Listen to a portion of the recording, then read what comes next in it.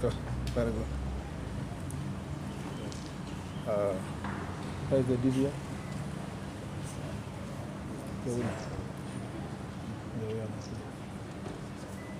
Good afternoon, everyone. Are you ready? Not yet? Okay, I'll give you 1 minute. Just allow him to come. Let him come in.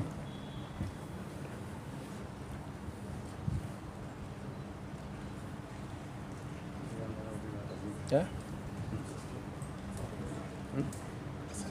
Oh, yeah. Put it this way, this here. Yeah, yeah. Okay. Yeah, okay.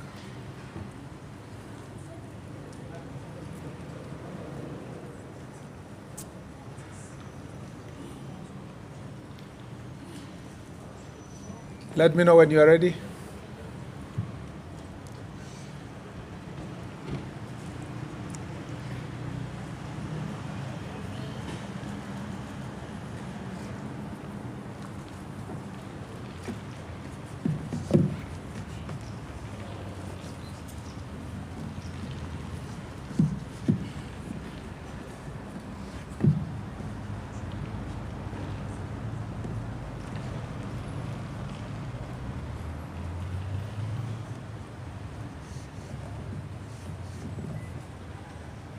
You're good?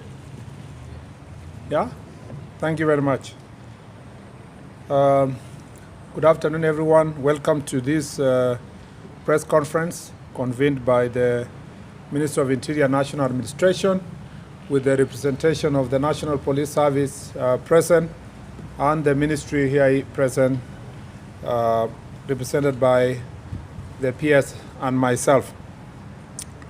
On Wednesday of the 25th of June 2025, Kenya witnessed scenes of profound pain and violence in the name of the right to peaceful assembly. True peaceful protests, free of expression and picketing, are enshrined in our Constitution and specifically in Article 37. As the Cabinet Secretary responsible for your security, I address the nation today with heavy heart. Let me right from the outset express my deepest sympathy to every Kenyan who endured suffering during yesterday's protest. To the families of those who suffered harm, both members of public and security personnel who bore the brunt of violence, and those whose livelihoods were shattered, your needless pain is our collective sorrow. The suffering inflicted upon you remains a stain on our national conscience. What unfolded yesterday was not a protest. It was terrorism disguised as dissent. There was no peaceful demonstration.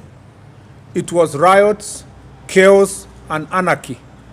Let me therefore state unequivocally that we condemn the criminal anarchists who, in the name of peaceful demonstrations, unleashed a wave of violence, looting, sexual assault, and destruction upon our people.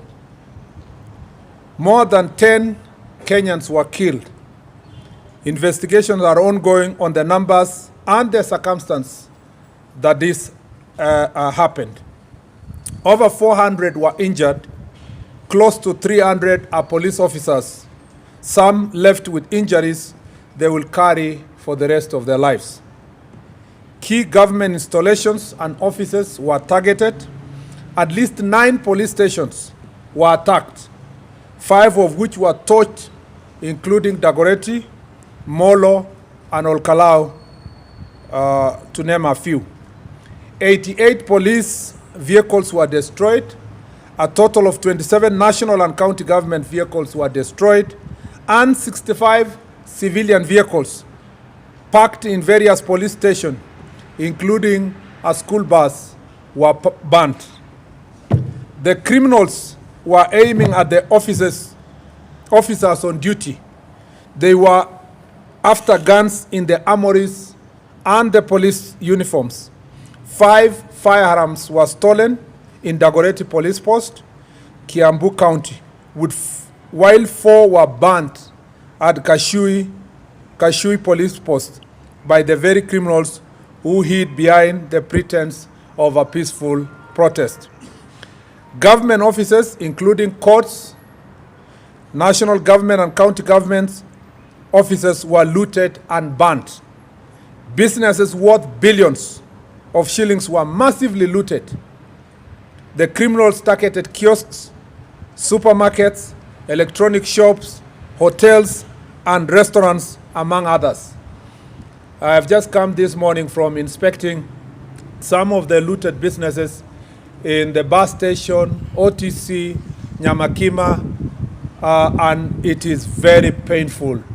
I met young hustlers, older hustlers, women, young men, youth, and different cadre of business people who were actually shedding tears as they explained to us the suffering they have gone through, with the entire businesses being wiped, and most of these businessmen and businesswomen and youth, young business persons, were actually borrowed money from banks, and some of them from Shylocks, to just carry out their businesses. And now everything is looted and destroyed, and they have to start afresh.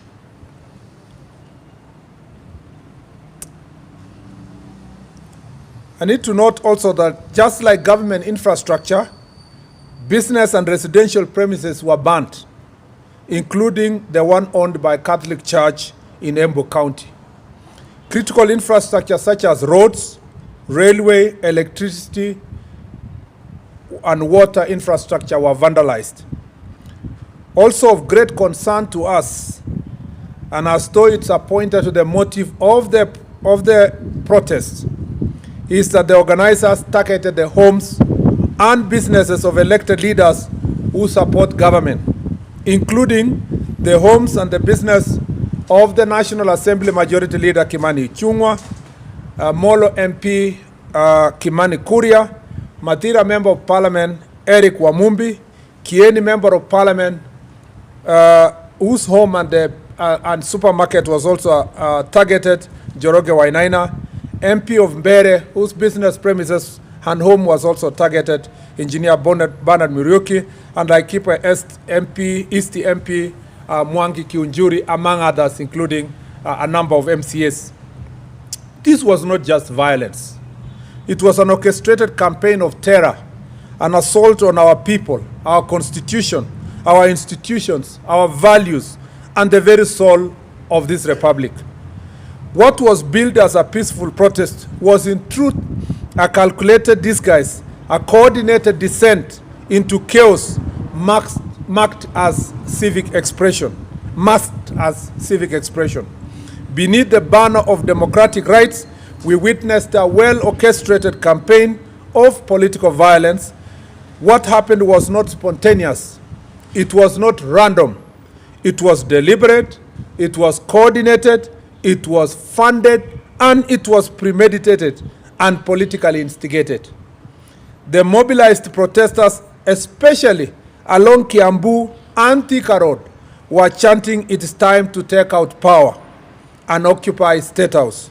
The massive looting had a clear motive: to cause fear and target properties of politicians and civilians allied to government and innocent civilians who were just going about their business. The orchestrators of the violence went back to the safety of their homes.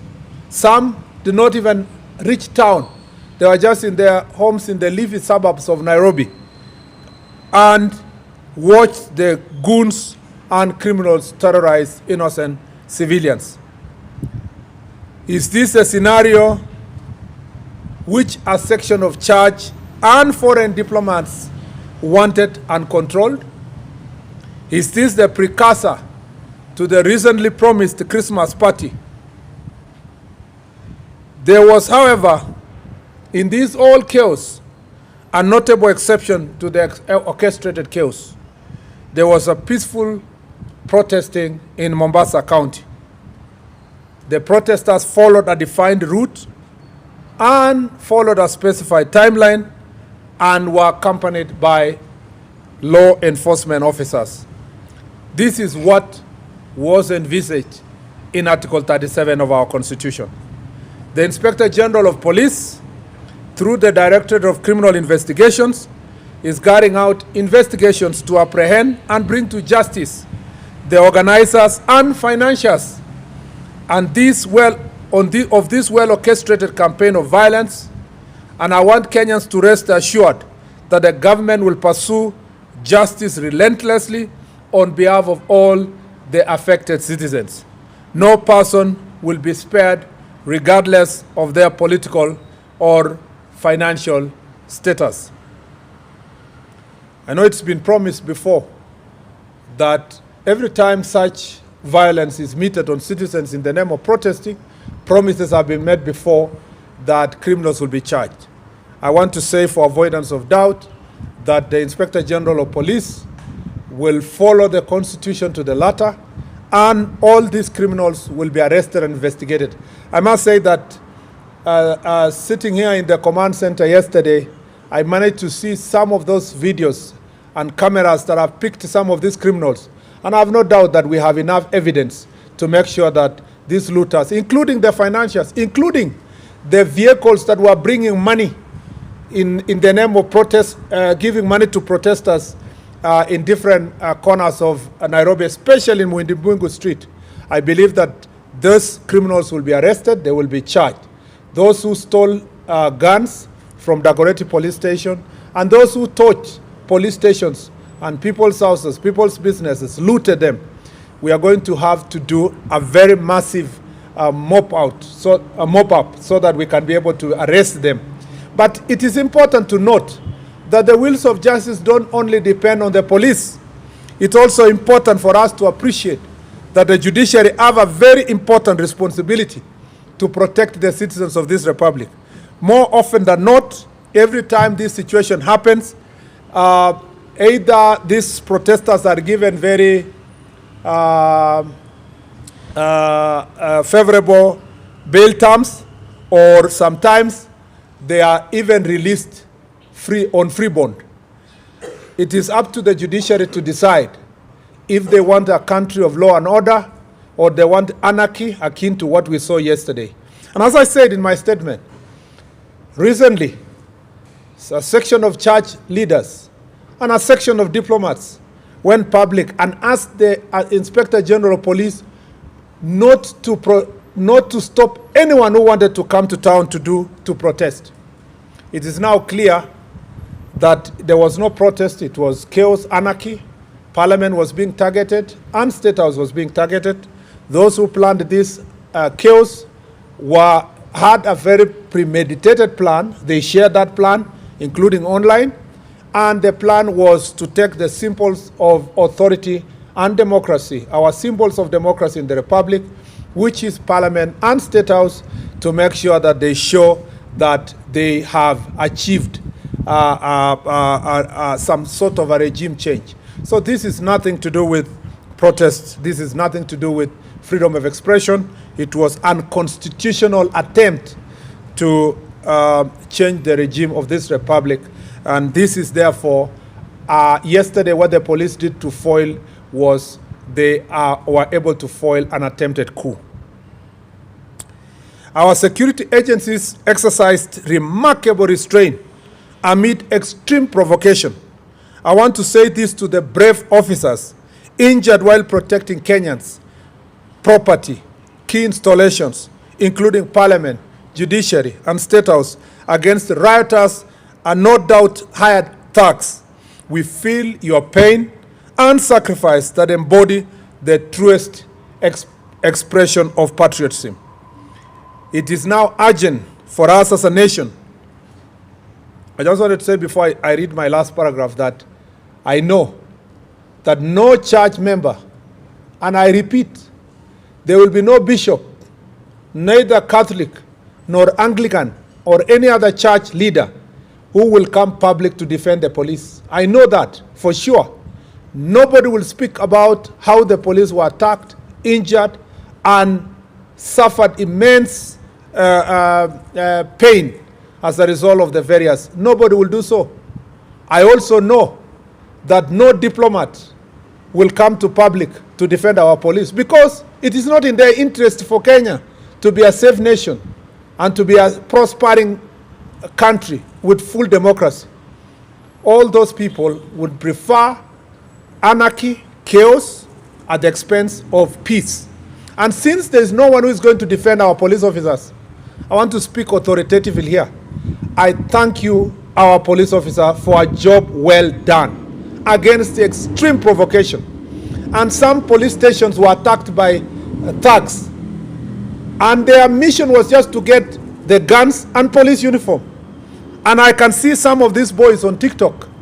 They are wearing police uniform, calling themselves sergeants, and that they have taken over power.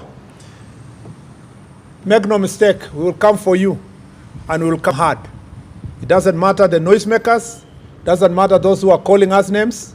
I will defend the police officers, or all the police officers who did a very good job yesterday. You have my full support, 100%. Even if you need a lawyer or you need anything, you have my back, and you have the back of this ministry, and I have your back actually, and I have your back, and the ministry has your back, and the government has your back. If you are a police officer and you are being threatened with some character saying that you committed any excesses, there is no police officer who committed any excess yesterday.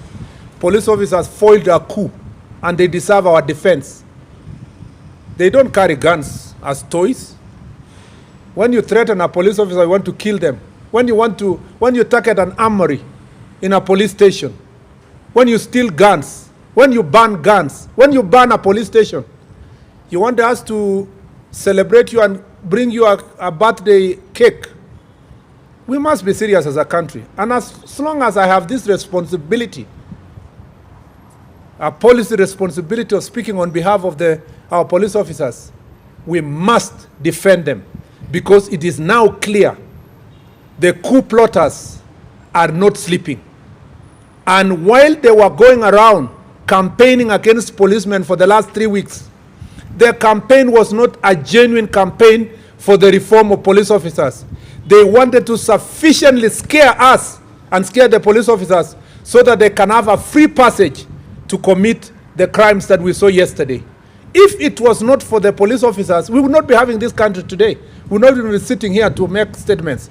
And therefore, our police officers have my full support, and I will defend them against all the orchestrated attacks that want to paint police officers as if they are lesser human beings and not daughters and sons of this republic.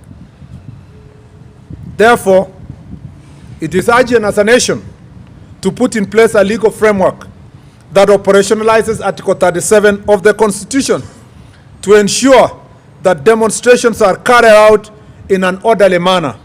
This entails providing sufficient information on the planners, purpose, day, time, and demonstrations routes, among other details, to enable the police to provide adequate security and to ensure that the demonstrations are not happening in areas that will inconvenience other Kenyans who do not want to take part, including traders and other business people. We urge all citizens to reject and denounce violence. We must deny criminals the chance to exploit legitimate grievances. We welcome dialogue with all stakeholders, including the youth, grassroots voices, traders and business leaders, civil society, and other religious groups to address systemic issues that affect Kenya. Kenya's strength lies in our unity. To those who seek chaos, our resolve to protect our motherland is unbreakable. To peaceful citizens, the government stands with you. I thank you. Thank you very much. I will take perhaps 3 questions. And you introduce yourself, your name, and the station. Let me move 1, 2, and the third. 1, 2, 3. Proceed. Thank you very much, Waziri. My name is Emmanuel Tom from Citizen TV. Just two questions. One, you mentioned that this was politically instigated. Do you have names that you're working with? Do you have the names that you think are the sponsors? Number two, for the families that were affected, those who lost millions of shillings, are you going to compensate them? Is the government going to do something to help them come back again? Okay. Yes, my name is Daniel Musara from Condemnation.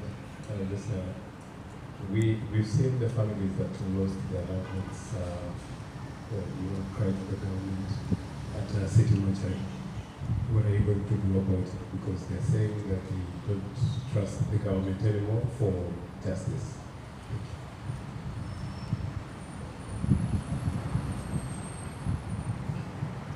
Good afternoon, my name is Ian Kitani from K24. I have two questions. One, we saw situations, for example, in Eldoret where police officers allegedly were escorting goons who were attacking those who were protesting. And number two, just to emphasize on what was said, you mentioned coup plotters, those were exact words. Will you probably give us names? Thank you.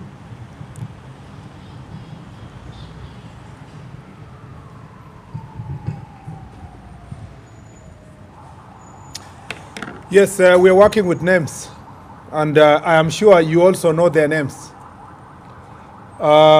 We know that it is not my responsibility as a cabinet secretary to investigate any individual specifically. But of course, from the reports we get, you can see clearly who are the coup plotters. You can also see it from the pattern of the areas where the protests were violent and intense, that there was an outright misuse of people who would have been, so to speak, political supporters, turning them against the rest of the citizens to make sure that you reign chaos and terror. Particularly of great concern is in Nyeri, where the Member of Parliament of Mathira was specifically targeted, his home, and the Member of Parliament of Kieni. And this pattern has continued from last year, and now there has been a specific pattern of the coup plotters targeting certain political leaders whom they think they are not giving them political support. That is why you saw Kiunjuri's home, Kimani Ichung'wah is being targeted, and the Molo Member of Parliament. Just to, terrorists, how they operate is that they instill fear. And these are political terrorists. They would like to instill fear on members of parliament who don't support their political ideology so that they can get a safe passage. The DCI does not investigate politics. It will only deal with the criminals. And those criminals who will be caught, they invaded a police station, the shops, they provided financial support to criminals, paid them, ferried them. The matatus that were used to ferry them, some of the vehicles that were operating pretending to be ambulances, but they were ferrying goons, all of them are going to be ensured that they have been mobbed up, and all those people be arrested and charged.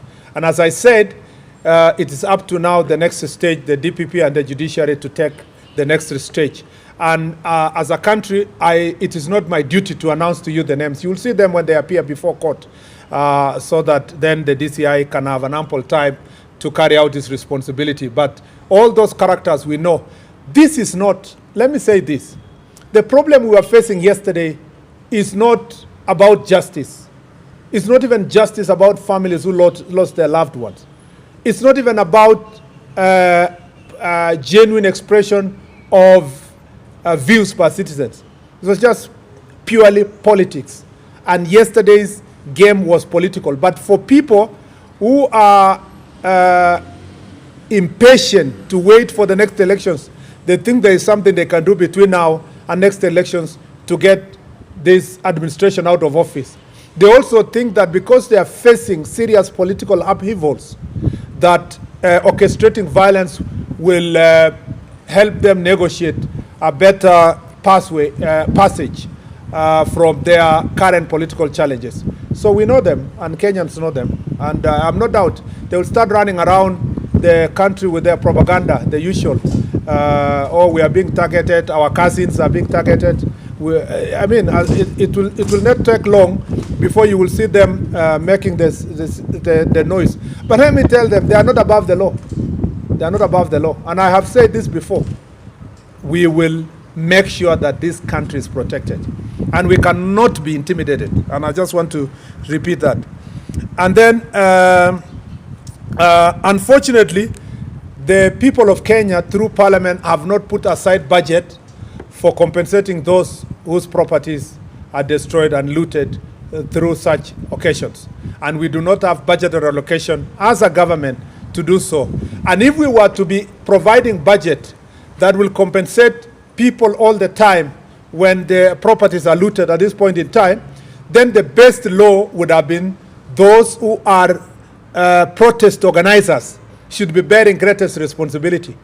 That is why you heard me say it's important to have a law that will clearly define who are the organizers of the protest, where do they want to, what is the purpose of this protest, when do they want to have the protest, where will they start the protest, which route will it follow, and where will it end. And should there be anything that is, should these protesters loot people's properties, what will happen? It is also important to organize public protests in such a way that the police can then provide necessary escort. The reason why I cited Mombasa is because Mr. Ali Nuno, who is the regional police commander, was properly briefed. The protesters followed defined route in Mombasa. They started at 10, they finished at 12. There was a small group that wanted to cause chaos at some point, but it wasn't a serious one, and the protest was closed. That is an example of how public protest should be done, not the kind of mayhem and chaos that we witnessed in the city. And therefore, unfortunately, the government of Kenya does not have a budgetary allocation from Parliament that takes care of any form of compensation. That does not mean that the government of Kenya is not feeling the pain of the businesses. When I went to OTC today and the bus station, and all of us as a team when we went there, you saw, I met a lady who lost her husband 7 months ago, and she has loans. And she has, this business she's running was worth about, the capital required is about 200,000. Now, as a government, you would say, yes, we have no budget to do so. But all of us as well-wishers, other business people, even from government, what can you do to help them in such a difficult situation? I have also been asked by Daniel that there are people who do not trust the justice system. Unfortunately, this is our country. And that's why when we tell all the protesters that let's make protests peaceful, let's protect our nation, there is no other country. The same people who will say today, we don't trust our justice system, are the same people whom when we say we want to regulate protests, they will say, no, you cannot regulate our right. It's important that protests are regulated. And also important for us to trust our institutions. The DCI and the police here have done a fantastic job to unearth so many cases in the country. We have the capacity and the human resource to make sure that we investigate and arrest people. And that's why I'm saying we will arrest. We have arrested already some who were arrested yesterday. Some will be arrested today. Some will be arrested over the weekend. But we want to make sure that all those people who are prosecuted, there is enough evidence, and we want to request the judiciary to work with us and work with the police, National Police Service, to ensure that all those characters are brought to justice. On the question of some people being escorted by the police who are goons, we will be happy to receive also reports from citizens to record statements so that if there will be such incidences where there was infraction on any part of government officer, of course it will be investigated in the right manner. But by and large, yesterday was a great success in terms of the police work, even though the destruction that went all the way to almost midnight.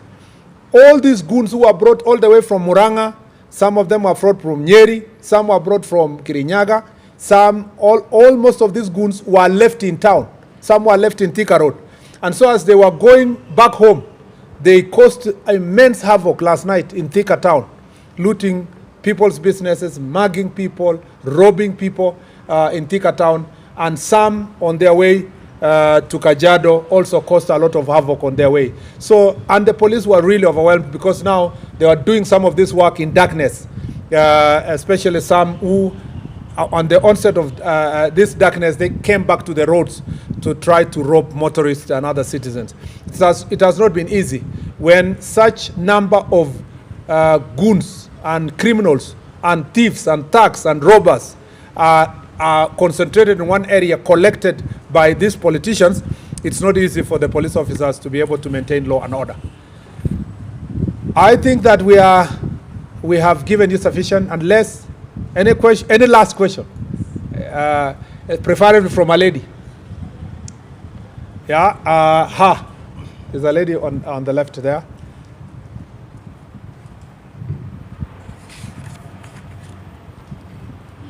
Good afternoon, Madam. Good afternoon. My question would be from the Communications Authority about media houses broadcasting live protests. That was followed by a High Court order from Judge Chacha Mwita, who said that is unconstitutional per se. So what is your take about the live broadcast of protests and that directive by CA and that coming from the courts? Last one. Let me give the gentleman. He was really struggling to catch my eye.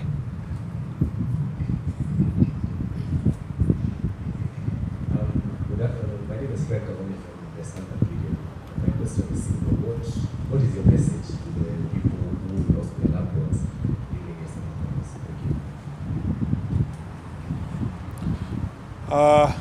Because you are the last one, let me just give you. Yeah. Thank you. My name is Mike from TV47. I just have one question.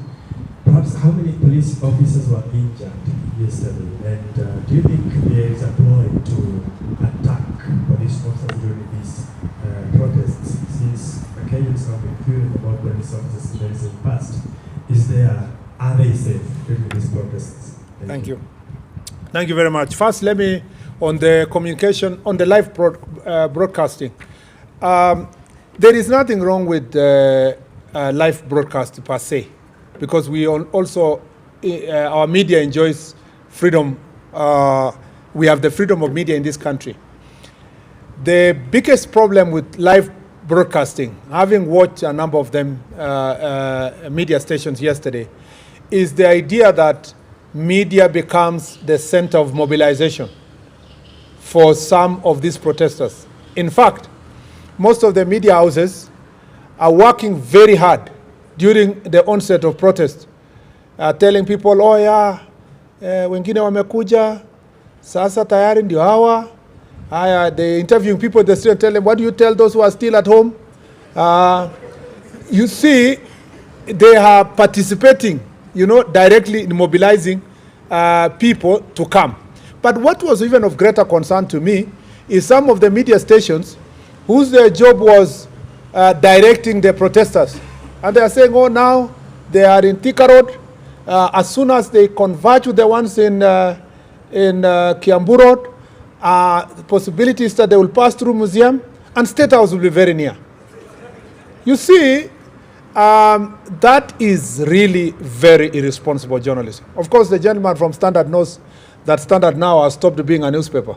The headlines for the last 2 months or 3 months have always been about security and insulting people without resorting at one instance to ask for feedback from anybody, not even any person. Now they have these interesting headlines that pass judgment on the Inspector General of Police, the Minister, the President. Of course, the President lives on their headline. I understand the desire and the tough economic times for newspapers to sell. But that cannot happen at the expense of our country. And this is really of great concern to me, that the media houses were expected to have self-regulation. Apart from, at the end of the day, even the media houses are doing business in Kenya. If this country bans, just because you wanted to sell newspapers, you wanted to do media engagement, it's a loss to everybody. And more importantly, let me say this, that it is unfortunate that political actors are relying on media. It's not becoming independent enough to give both sides of the story. For example, you will hear that yesterday's report is reported as the protesters have arrived somewhere and they are looting. And you are still saying the protesters have looted shops. The protesters have done this, and you can see they are criminals. Meaning that the characterization of also the criminals, we are not taking the greatest responsibility as citizens.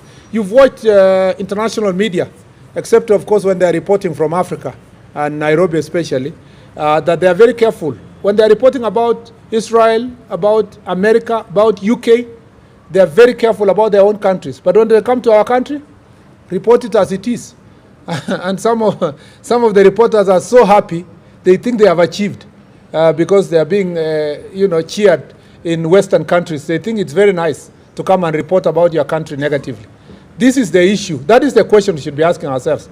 The question of closing or not closing depends on the circumstance. You have to weigh between national interest and also the individual interests of media houses. The national interest at any given time will be weighed. And if it's necessary to close a media house so that you can serve the nation, of course you do it. You know that media played a critical role in 2007, 2008 post-election violence, and that some media houses were indicted for the role they played. We are not going to wait until they are indicted. We have to take precautionary measures to ensure that we protect the country. And that is important, that we do so. Unfortunately, I don't want to discuss about Justice Mwita, because when the chips are down, when the courts in Kikuyu were banned, a court order is not there to save the courts. When 2007 and 2008 violence happened, nobody looked for the Chief Justice that you swore in the president. It is the people who held offices like mine who are held responsible. So it's my duty first to take care of my country. It is easy. I can suffer a court order. I can pay for a court order or so forth, but I cannot pay for people's lives when they die. And I cannot return back the nation when it becomes a pariah state taken over by hooligans and gangs. So I would rather appear before a judge in a still working country and explain why I made a particular decision than to doubt myself and say, I cannot make this decision, and then tomorrow there is no country. There is even no judge to explain to. Because when this country burns, Justice Mwita and myself will all be the same. We'll probably be meeting in border between Kenya and other countries looking to be refugees. And I don't want that situation. I want first to protect the country, then the judge can pontificate with very beautiful statements when there is a peaceful nation.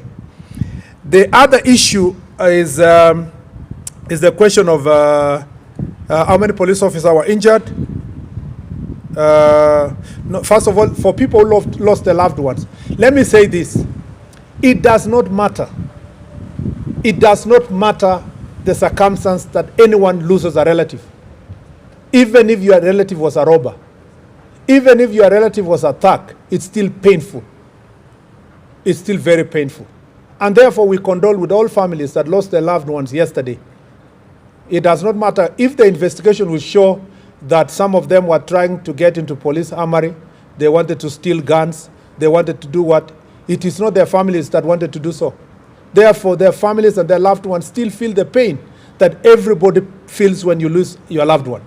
And therefore, we want to say we send our condolences to their families, and we want to say that we feel your pain.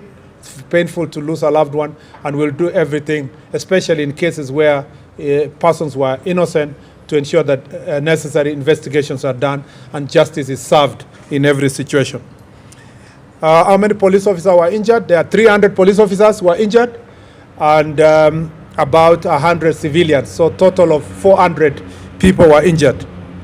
And it is true that from yesterday's protest, there is a particular pattern. And again, in particular constituencies, where police stations are being targeted. And I suspect the banning of police stations was supposed to help the coup plotters make a statement that there is no country and that there is no authority. So that is why you see they want the guns and they want police uniform. And they want to show that the uniform is degraded so that there is no authority in the country. That is the entire mission of what happened yesterday. And therefore, as I said, we will take firm action to ensure that the nation is in safe hands. And I think with all those many remarks, unless IG, you just want to say one word? Yeah, just say one word, yeah. Thank you very much, Waziri. Maybe let me start by saying that I also join my Waziri in condoling with the families that lost their loved ones yesterday, during yesterday's fracas. And number two, I want to say that we appreciate our brave police officers who did a sterling job yesterday by ensuring our country remained secure, despite the many challenges that were there. I also want to wish them a quick recovery. There are over 300 police officers who are also injured, who got injuries yesterday, life-threatening injuries. I want to wish them well, and also state very, very clearly that we stand with them, we support them, and we appreciate the work that the men and women in uniform do. And finally, to the criminals who are involved in causing mayhem to our country, we are coming for you. And you must have your day in the court so that you can be able to answer to your criminal activities. Thank you very much. Thank you. Asanteni sana.